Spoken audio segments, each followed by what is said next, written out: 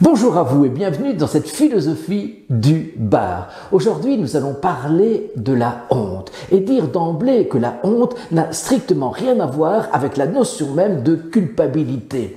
En effet, on peut avoir honte tout en se sachant innocent.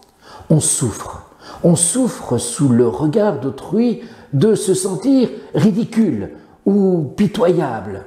Une méprise, une maladresse, une disgrâce peuvent y suffire. Spinoza a affirmé que la honte est une tristesse qu'accompagne l'idée d'une action dont nous imaginons qu'elle serait blâmée par d'autres. Ça veut dire, en d'autres termes, que Spinoza accorde beaucoup d'importance au regard d'autrui. C'est souvent le cas, c'est vrai, mais pas toujours. En effet, des femmes, par exemple, après avoir été violées, disent et peuvent dire la honte qu'elles éprouvent d'avoir été justement à ce point meurtries dans leur corps, dans leur chair, méprisées, avilies.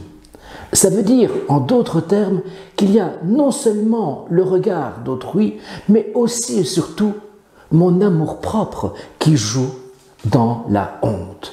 On peut être honteux de ses parents, on peut être honteux de son inculture, on peut être honteux de son corps. C'est donc un amour blessé, c'est vrai, mais un amour dont il importe de se guérir. Enfin, j'aimerais terminer cette séquence sur la honte par 3 aphorismes de Nietzsche dans son Gai Savoir. Nietzsche, en effet, écrit ceci. « Qui appelles-tu mauvais ?